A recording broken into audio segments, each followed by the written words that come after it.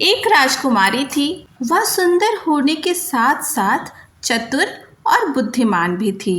वह उदार स्वभाव की थी, पंडितों और साधु संतों की सेवा भी करती थी। राजा भी अपनी पुत्री से राय लेता रहता था।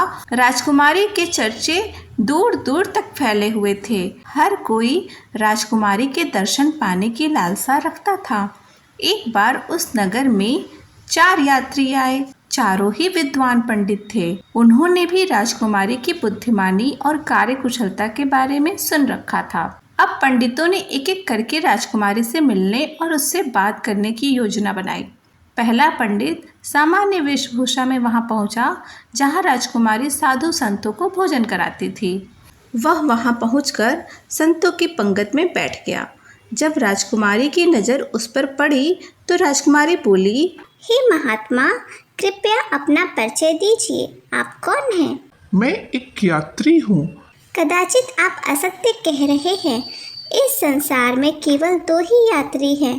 तीसरा कौन है? पंडित लज्जित होकर चला गया और अपने साथियों को सारी घटना सुनाई। अब दूसरा पंडित भी सामान्य वेश में राजकुमारी के अन्य क्षेत्र में गया और पंगत में बैठ गया। जैसे ही राजकुमारी की नजर उस पर पड़ी तो राजकुमारी ने पूछा, हे सज्जन, आप कौन हैं? इस पर पंडित ने अपना परिचय देते हुए कहा, मैं एक गरीब व्यक्ति हूँ। क्षमा करें, परंतु आप गरीब कैसे हो सकते हैं? इस संसार में तो केवल 2 ही गरीब हैं। कृपया आप अपना सही परिचय दीजिए। वह पंडित आगे कुछ भी नहीं बोल पाया और वहां से उठकर चला गया। उसने अपनी आप बीती अपने साथियों को कह सुनाई। अब तीसरा पंडित भी गया।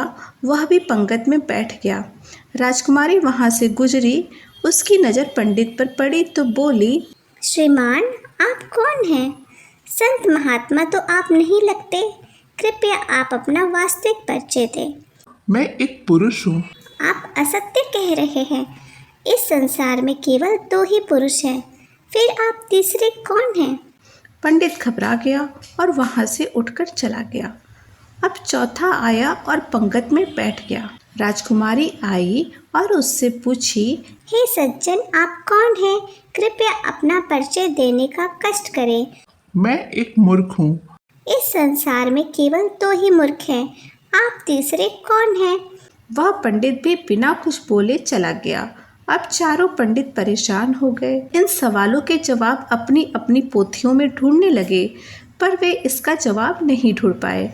आखिर उन्होंने राजकुमारी से वापस मिलकर इन सवालों के जवाब जानने की इच्छा की।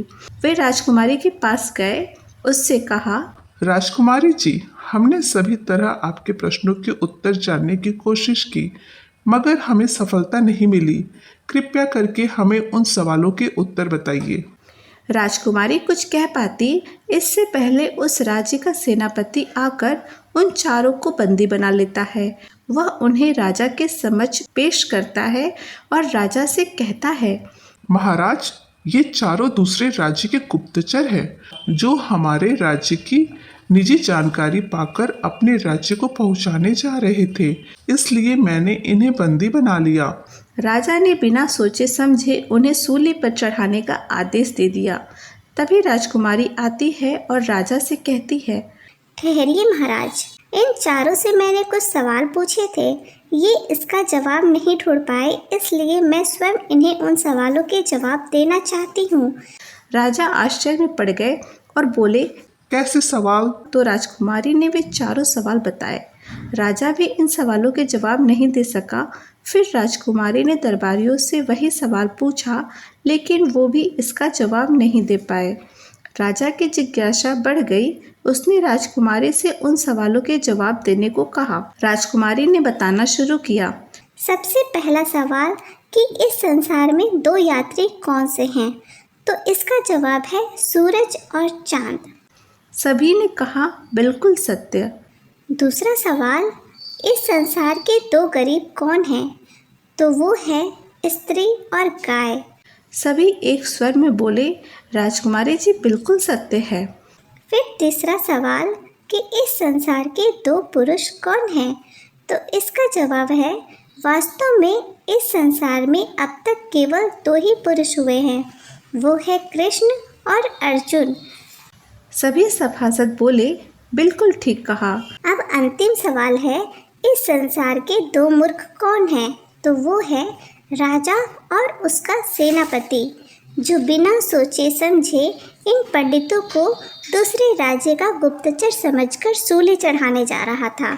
इतना सुनते ही वे चारों पंडित उस राजकुमारी की जय जय करने लग जाते हैं।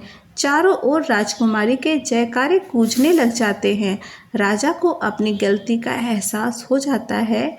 वह उन चारों पंडितों को सम्मान के साथ मुक्त कर देता है।